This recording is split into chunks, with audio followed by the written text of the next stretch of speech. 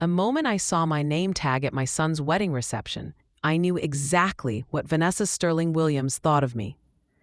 Dorothy Williams, the charity case. That's what was written in flawless calligraphy, a cruel little joke that sent laughter rippling through her wealthy family. I forced a polite smile, pinned the tag to my navy blue dress, which suddenly felt plain and out of place among their designer gowns, and quietly stepped aside to make one phone call. By the next morning, they would all understand what true charity looked like. Let me rewind a bit, because this humiliation started brewing 6 months earlier. My son Michael had fallen deeply in love with Vanessa Sterling, a 29-year-old beauty born into generations of Connecticut wealth, the sort that builds museum wings and has libraries named after family patriarchs. When Michael first brought her to my modest home, her carefully groomed smile barely hid the disdain in her eyes. She glanced at the old but well-kept furniture and the family photos in cheap frames. "How quaint," she murmured, voice dripping with fake sweetness.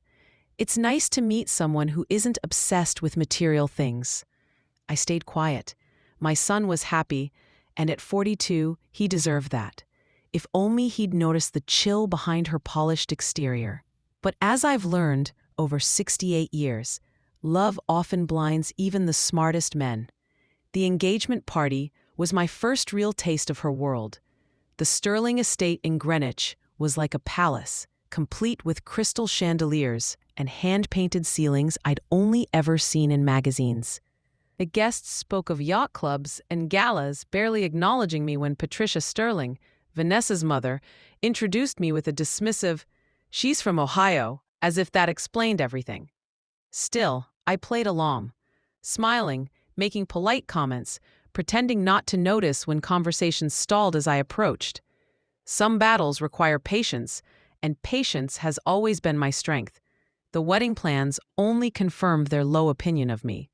No one asked for my input, and my offers to help were brushed aside. When I suggested hosting the rehearsal dinner, Patricia laughed softly. "Oh, Dorothy, that's sweet," she said, "but we couldn't let you strain your limited means. This is going to be an expensive affair, you understand." Limited means. If only she knew. I'd worked hard most of my life, cleaning houses, taking odd jobs, scraping by. But since Harold passed 3 years ago and left me his business empire, limited was the last word to describe my finances. Still, the Sterlings didn't need to know that. Not yet. Michael, sweet boy, tried to include me in little ways. He'd call with updates, apologize for events I wasn't invited to, and try to smooth things over. "Mom, I'm sure it was just an oversight," he'd say gently. "Vanessa's been under a lot of stress with all the planning." Stress? I suppose organizing a $200,000 wedding while quietly cutting out your future mother-in-law would be exhausting. The bridal shower was another telling moment. I wasn't invited at first, but Michael persuaded Vanessa to change her mind. The last-minute invitation made it clear my presence wasn't welcome, only tolerated. I showed up at the country club with a modest gift, a simple crystal vase from Macy's. Nothing extravagant, of course, perfectly fitting for someone they all believed was barely scraping by. In contrast, Vanessa's other gifts were a parade of wealth: Hermes scarves, Tiffany jewelry, and silk lingerie worth more than a month's rent in most cities. When she unwrapped my modest vase, she held it up with the same disdain one might reserve for something found on the side of the road. "How practical," she announced loudly. "Every bride needs something from the discount store." The laughter that followed wasn't warm or polite. It was sharp and mocking, the kind of laughter reserved for those they deemed beneath them. I didn't flinch. Instead, I smiled, took a sip of champagne, and made mental notes of every face, every sneer.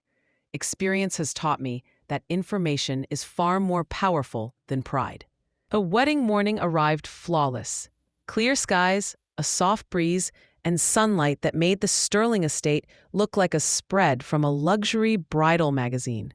Their property had been transformed into a fairy tale.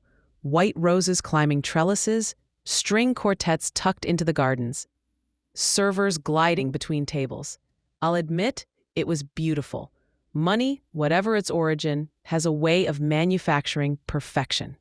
I'd chosen my outfit carefully. A simple but elegant navy blue dress from Nordstrom Rack. Nothing flashy, nothing that would draw eyes away from the bride or catch the attention of the wedding photographer. I wanted to be invisible. Sometimes the best revenge begins with being underestimated. The ceremony itself was lovely. Watching Michael's expression as Vanessa floated down the aisle in a $15,000 Vera Wang gown nearly softened me. For a fleeting moment, I wondered if perhaps I'd been wrong about her. Maybe love would soften her edges. But during the exchange of vows, she glanced at me with eyes colder than champagne flutes fresh from the freezer. The thought vanished. The reception was where everything began to unravel.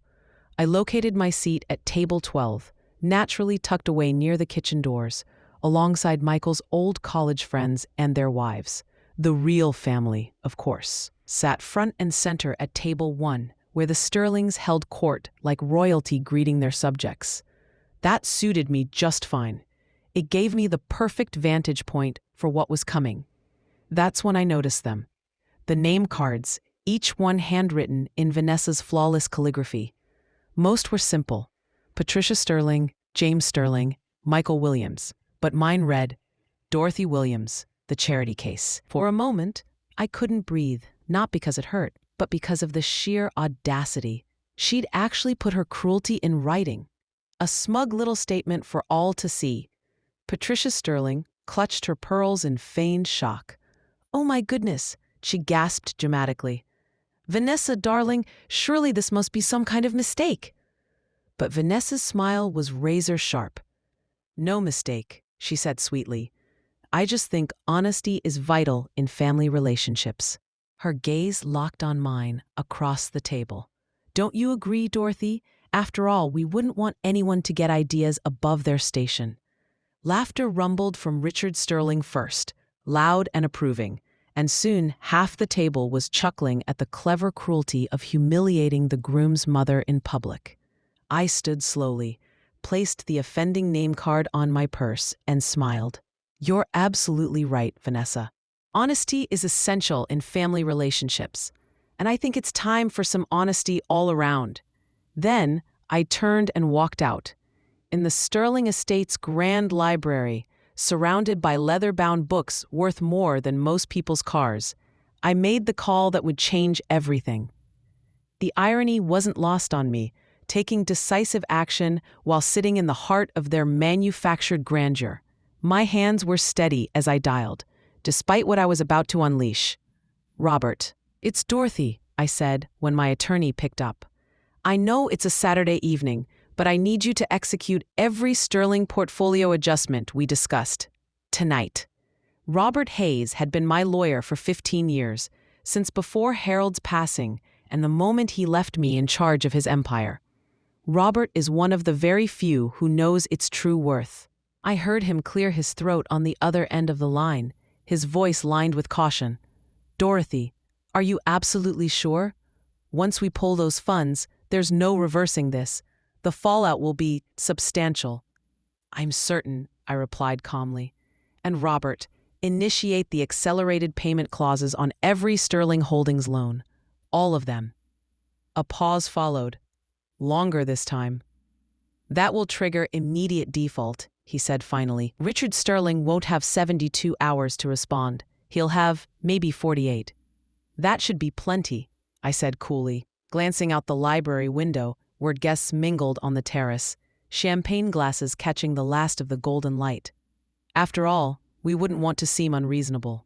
And if they tried to negotiate, I fought back to the mocking laughter, to that name tag, to the 3 meticulous years of planning that had led me here. "Tell them," I added, "the Charity Case sends her regards." When I hung up, I slipped quietly back into the reception. I found Michael, kissed him goodbye, and congratulated the newlyweds. Vanessa glowed with self-satisfaction, soaking up compliments about her refreshing honesty. She didn't realize she'd just signed her family's ruin. Leaving so soon? She asked sweetly as I approached the head table. But we haven't even cut the cake. I'm sure you'll manage without me, I said, just as sweetly. You're so talented at making do with less. Her laughter chimed like breaking crystal. Oh, Dorothy, you're simply hilarious. I do hope we can maintain this understanding between us. Understanding. Yes, we had one now. She believed she could humiliate me publicly without consequences, and I'd seen exactly who she was beneath all the polish. The only thing she didn't see yet was who I really was beneath mine. The following morning, I sat on the balcony of my modest apartment, sipping my coffee and waiting. According to my calculations, Richard Sterling would get the first call around 8 a.m.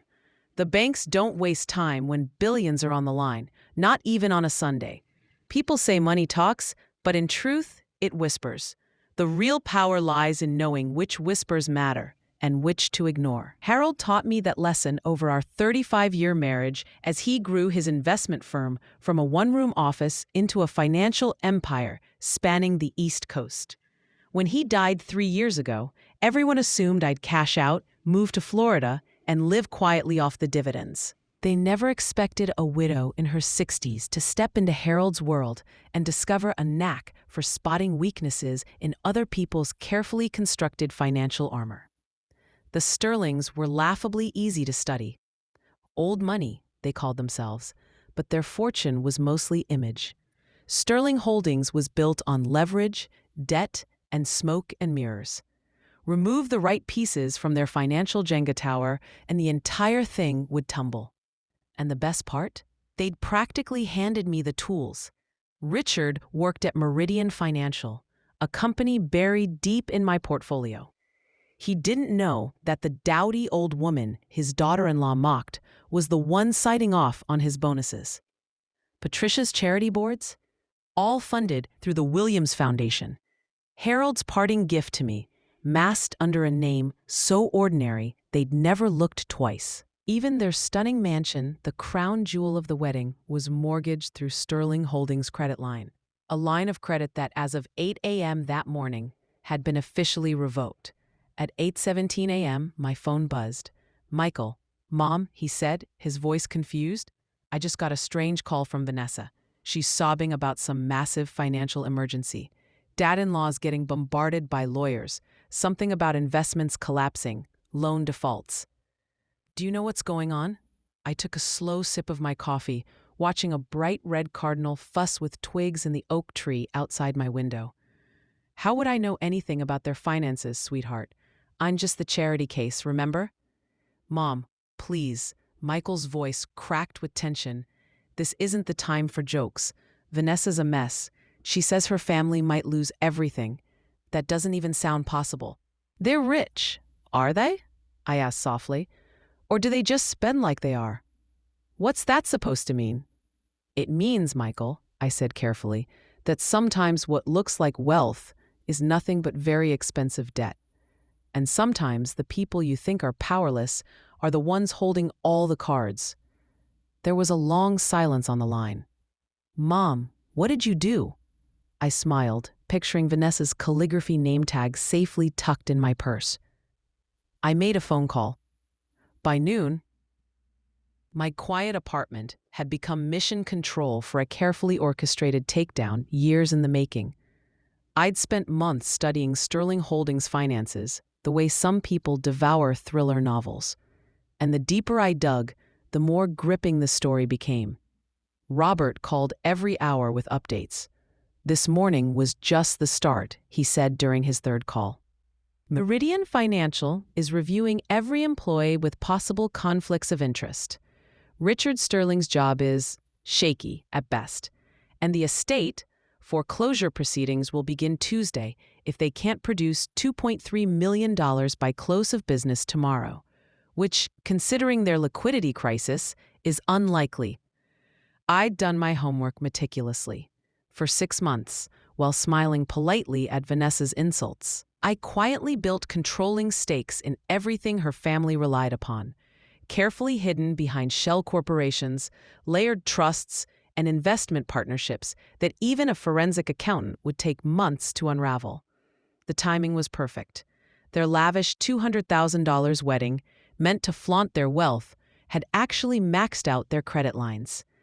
All I did was pull the pins holding up their paper castle, watching it crumble with a single phone call. My phone rang again. Michael's voice was taut with panic. "Mom, Vanessa's parents are losing it. They're talking about selling the house, letting the staff go, quitting the country club. Her dad might lose his job." What kind of phone call does this? "The kind that happens when people mistake kindness for weakness," I said evenly. "When they forget that quiet people often have the loudest voices once they decide to use them." "This is about the name tag, isn't it?" Michael whispered. "I saw it. I confronted Vanessa last night. She said it was just a joke." "A joke." I repeated the word slowly, letting its venom settle.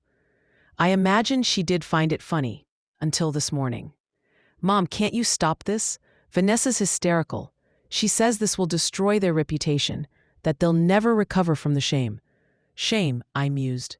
Interesting choice of words. And what about mine, Michael? What about being humiliated at my own son's wedding by a woman who's never had to lift a finger in her life? "She was wrong, Mom. I know that, but this seems extreme." I paced into the kitchen, resting a hand on Harold's picture still sitting on the counter. He had taught me many lessons, but one had guided every step of this plan. Respect isn't handed out, Michael. It's earned, and sometimes it has to be taken. "I haven't destroyed them," I continued, my voice calm. "I simply revealed the truth. Their fortune was always smoke and mirrors. I just stopped pretending it was real." "So, what happens now?" Michael asked. I looked up at my reflection in the kitchen window, seeing not the pitiful charity case Vanessa thought she'd humiliated, but the woman I'd been all along, Harold's partner in every sense, Harold's equal in both business and life. Now it was time to see if Vanessa was truly ready to understand the meaning of charity. Because if she wanted her family's circumstances to improve, she'd need help. And as she had so smugly reminded me the day before, I was apparently in the charity business. Monday morning brought the moment I'd been anticipating. A phone call from Vanessa herself. Her voice, once dripping with condescension, now carried something foreign. Desperation. "Dorothy, I need to speak with you. Could we? Could we meet for coffee?" "Of course, dear," I said with sugary sweetness. "I always make time for family, even family who thinks I'm a charity case." The silence on the other end was thick. "About that," she began, but I cut her off. "Let's meet at Marlowe's Diner on 5th, 1 o'clock. I assume you know where it is. It's not exactly your usual scene, but I'm sure you'll manage." Marlowe's was the perfect battleground, a no-frills, working-class diner where a woman in designer heels would stick out like a peacock in a chicken coop. At exactly 1 p.m., Vanessa arrived. She was nearly unrecognizable. Gone was the polished hair, the perfect makeup, the glow of untouchable privilege. She looked like she'd aged years overnight, her eyes rimmed red from tears. "Thank you for meeting me," she whispered as she slid into the cracked vinyl booth across from me. Her manicured hands trembled as she picked up the laminated menu. "I don't know what to order. I've never been to a place like this." "The meatloaf special is quite good," I suggested casually, "and affordable. I imagine that's important to you now." She flinched at the word affordable, but nodded. When our waitress, Dolores, a tired woman about my age, came to take our order, Vanessa could barely lift her gaze. Funny how wealth always seems to evaporate with confidence. "So," I said once Dolores left, "what is it you'd like from me, Vanessa?" She took a shaky breath. "My father's about to lose his job. We might lose the house. Everything's collapsing. I don't understand how this happened so fast." "These things rarely happen overnight, dear," I said gently. "They build like water behind a dam until something gives way, and then everything rushes out at once." "Can you help us?" she asked, the words sounding like they hurt her throat to speak. I stirred sugar into my coffee, taking my time. Help you? I'm just the charity case, remember? What could I possibly do for you? I was wrong to write that, she whispered. I was angry, and I was cruel. I'm sorry. Sorry, I repeated softly. It was a start, but far from enough. What exactly are you asking me to do, Vanessa? I don't know, she admitted. Michael said you made some kind of phone call, that you might have connections. If there's any way you could help us, I'll do anything. Anything. Such a dangerous word when spoken to someone you've underestimated. Well, I said thoughtfully, I might know a few people. But charity isn't free, dear. There are always conditions. Hope flickered in her exhausted eyes. What kind of conditions? I reached into my purse and unfolded a piece of paper, sliding it across the table. A few simple requirements. Nothing too difficult for someone as resourceful as you. Her hands shook as she scanned the list, her face shifting from confusion to disbelief, then landing somewhere near horror. You want me to work as a cleaning lady for 6 months? Not just any cleaning lady, I corrected calmly. You'll work for Sunshine Cleaning Service, the same company I worked for before Harold died. Mrs. Patterson runs a tight ship. She'll teach you what honest work looks like. But I've never cleaned anything in my life, Vanessa stammered. We've always had staff for that. Then it's time to learn, I said coolly. Education is important, don't you think? I sipped my coffee, savoring her discomfort, the cracks forming in her polished facade. The second condition is that you'll volunteer at the homeless shelter every Saturday for the next year, serving meals, cleaning toilets, whatever they need. A homeless shelter? Her voice was little more than a whisper. The very same one your mother's charity board claims to support, but never actually visits. You'll finally meet the people you've been helping from a safe distance all these years. She continued reading, her face draining of color with each new line. You want me to live in your apartment building? In a studio? Just until you can afford something better on a cleaning lady's salary. It's a good building.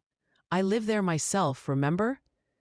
Though I suppose you'll be seeing a lot more of it than you ever expected. The waitress returned with the meatloaf special, giving Vanessa a brief reprieve to collect herself. She barely touched her plate, nudging the food around with her fork, her world unraveling in real time. And if I agree to this, she finally asked, her voice tight, you'll help my family? I'll make some calls, I said calmly. See what can be done about those loan defaults. Maybe even put in a word for your father at his company. I paused, watching her carefully. Though I should mention, I have more influence at Meridian Financial than you might expect for a charity case. Something flickered in her eyes then, a dawning realization that I wasn't at all the woman she believed I was. What kind of influence? She asked cautiously. I smiled, slow and deliberate. The kind that comes from knowing the right people. Your father's in acquisitions. Isn't he? He handles corporate takeovers. Yes, she said hesitantly, but I don't see how that... Oh, I think you'll find it has everything to do with your family's predicament. Companies like Meridian don't lose millions overnight, unless someone powerful wants them to. The fork slipped from her trembling hand, clattering loudly against the plate. What are you saying? I'm saying, I replied evenly, you should have done your homework on your new mother-in-law before deciding to humiliate her in public. Background checks are vital in business relationships. Vanessa stared at me like she was seeing a stranger. Who are you? I'm exactly who I've always been, I said softly. The woman who raised Michael to be a good man. The woman who's watched you treat him like an accessory to your social climbing. The woman giving you a choice that will determine your family's future. I tapped the paper with her list of conditions. You have 24 hours. Accept my terms and I'll consider helping your family. Refuse, and by Friday, you'll find out what charity feels like when you're the one in need. Tuesday evening brought an unexpected knock at my door. Richard Sterling stood there, looking like he'd aged 10 years in 3 days. His perfectly polished exterior had crumbled, his shirt wrinkled, face unshaven, and eyes hollow with fear. "Mrs. Williams," he said, voice hoarse, "I hope you don't mind me dropping by unannounced. I got your address from Michael." "Not at all, Mr. Sterling. Come in." I stepped aside as he entered, watching his gaze sweep over my modest apartment. The same eyes that had dismissed me at his daughter's engagement party now examined every humble detail like clues in a mystery. "Coffee?" I offered. "I'm afraid I don't have the expensive blends you're used to." "Coffee's fine," he murmured. He sank into one of my mismatched dining chairs, looking entirely out of place among the secondhand furniture and discount decor. While I brewed the coffee, he cleared his throat several times, clearly struggling to begin. When I set his cup in front of him, he finally spoke. "I know what you did." "Do you?" I replied, sitting across from him. "What exactly do you think I did?" "You orchestrated this, the loan recalls, the sudden investment pullouts, even my job being investigated. Someone with enormous financial power decided to dismantle my family's life. And the timing tells me it was you." I had to admire his bluntness. Desperation had stripped away his polished veneer, leaving behind a raw and honest man. "That's quite an accusation, Richard. What makes you think someone like me could have that kind of power?" I asked calmly. "Because I stayed up all night tracing the corporate web behind the companies that pulled their support," Richard said, his voice low and strained. "Shell companies, holding trusts, layered investments. It all circles back to one source, the Williams Foundation. The Harold Williams Foundation. The same Harold Williams who built Meridian Financial from the ground up and sold it to Sterling Holdings' parent company 15 years ago." The silence between us stretched as I took a slow sip of coffee. So he'd finally done his homework. Better late than never. "Harold Williams," I said deliberately, "was my husband." Richard's face went ghostly pale. "You're Dorothy Williams. The Dorothy Williams, Harold's widow, the one who inherited everything." "Yes." I set down my coffee cup with deliberate care. "Including a controlling interest in the parent company that owns Sterling Holdings, including the investment firm managing your family's portfolio, including, since last year, 60% ownership of Meridian Financial itself." The ceramic mug slipped from his trembling hands, shattering on my linoleum floor. "You've been playing us from the start," he whispered. "Playing you?" I shook my head, kneeling to grab paper towels. "No, Richard, I've been watching you, testing you, studying what kind of family my son was marrying into." I tossed the broken pieces into the trash. "The results were illuminating," I said evenly. "The engagement party, the wedding planning, all the times you saw me as meek and insignificant, I was gathering data, learning about your family's values, your real financial standing, your character." I looked up at him, my expression steady. "You know what I discovered?" He just shook his head, speechless. "I discovered your daughter wrote charity case on my name tag at her own wedding. That your wife introduced me to her friends like I was an embarrassment she had to tolerate. That your entire family laughed at me, convinced I was powerless." I stood, brushing off my hands. "But most fascinating of all, none of you ever once asked who I really was. You saw only what you wanted to see, and never bothered to look deeper." Richard swallowed hard. What do you want from us?" For the first time, I smiled. "I want you to finally understand what charity truly means, Richard. It's helping someone who cannot help themselves. Someone powerless, who relies on those with power." I picked up my purse and pulled out the folded paper. Vanessa's copy of the conditions list. "Your daughter has until tomorrow to give me her answer. I'd encourage her to choose wisely." The next afternoon, Vanessa arrived at my apartment with Michael beside her. My son looked bewildered and wounded, wearing the expression of a man who had suddenly realized his mother wasn't who he thought she was, and neither was his wife.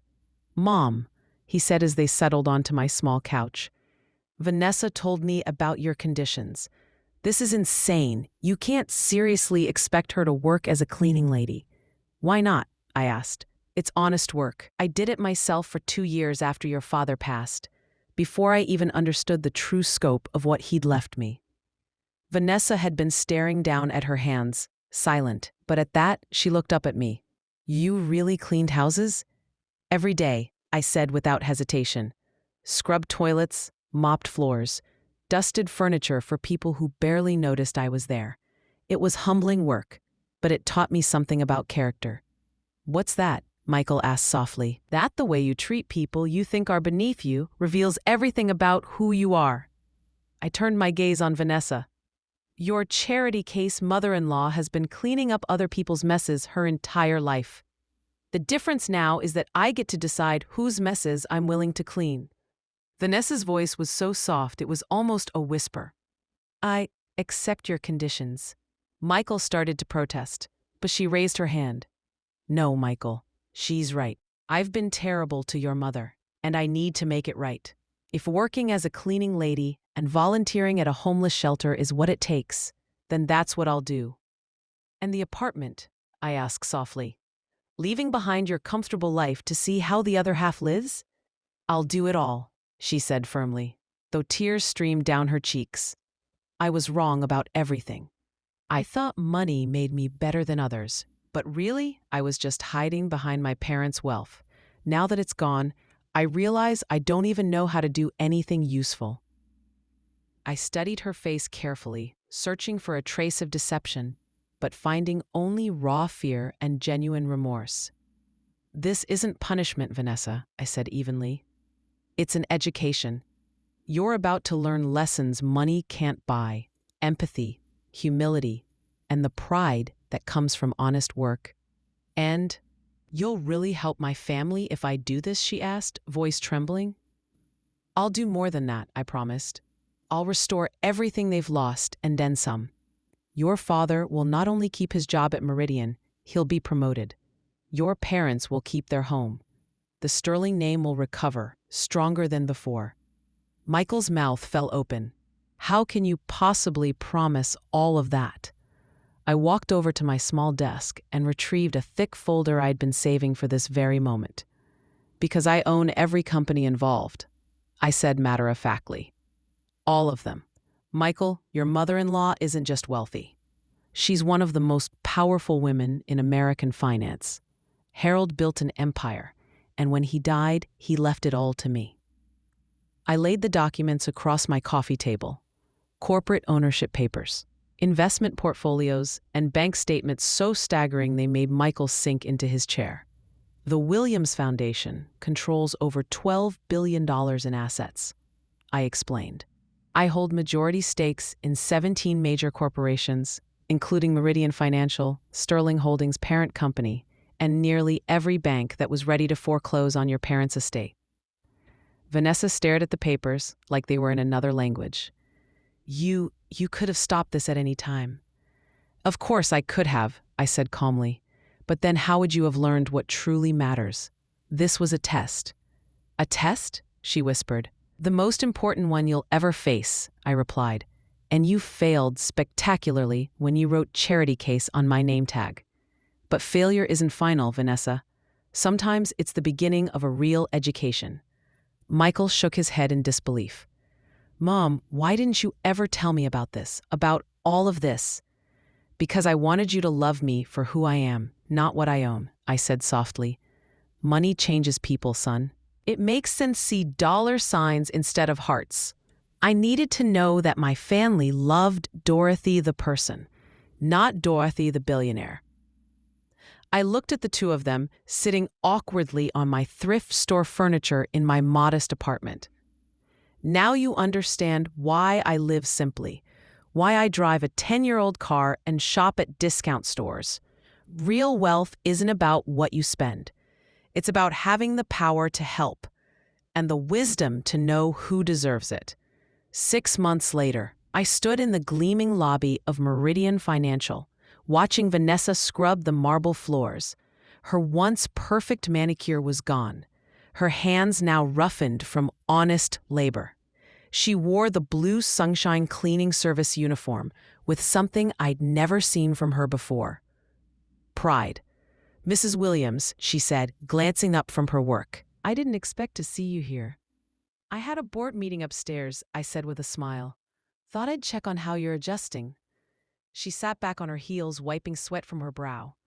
"It's hard work, but I'm learning things I never knew about myself.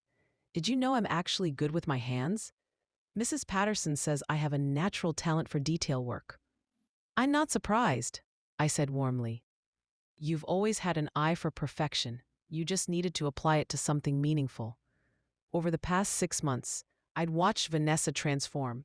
The shallow socialite who humiliated me at her wedding was gone, replaced by a woman who finally understood the dignity of service, the value of work, and the importance of kindness. "How are things at the homeless shelter?" I asked. Her face lit up, a glow I'd never seen before. "Amazing. There's this little girl, Maria," she said with a soft smile. "She comes in with her mom every Saturday. She's teaching me Spanish, and I'm helping her with her math homework. I never imagined I'd learn so much from people I used to think were beneath me." "And the apartment?" I asked. "It's small but cozy," she said thoughtfully. "Honestly, I'll be sad to leave it when my 6 months are up." She hesitated, her eyes searching my face. "That is, if you're really going to hold up your end of the bargain." "Oh, I always keep my promises," I assured her, pulling a sealed envelope from my purse. "Your father's promotion was announced this morning. Senior Vice President of Acquisitions, with a very generous raise."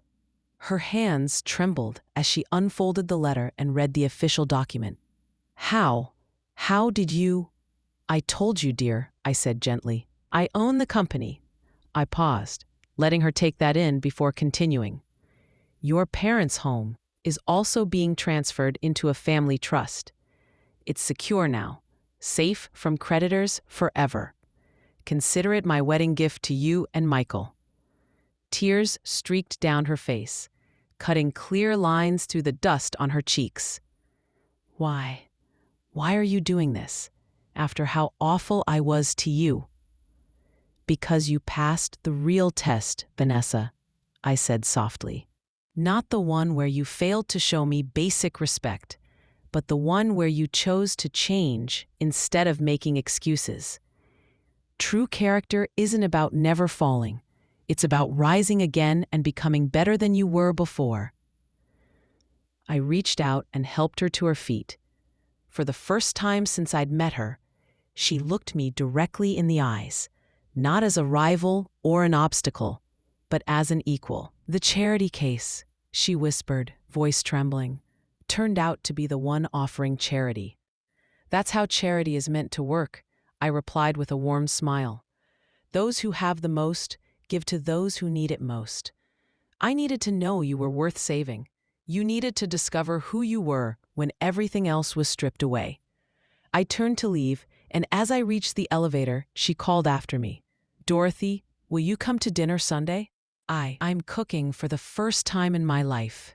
It probably won't be very good, but—" I turned back, smiling. "I'd be honored, because after all, we were family now. Real family, the kind built on respect and love, not appearances or obligation." As the elevator doors slid closed, I could still see her through the glass, kneeling back down to scrub the marble floor, but with a new sense of purpose.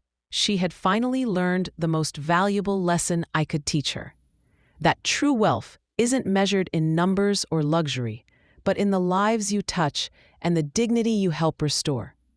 At my son's wedding, his new wife had written my name tag as the charity case. She'd expected laughter and got education instead. Sometimes the best revenge is helping someone become the person they were always capable of being. And sometimes the greatest charity we can offer is the chance to discover our own capacity for grace. Thanks for listening. Don't forget to subscribe and feel free to share your story in the comments. Your voice matters.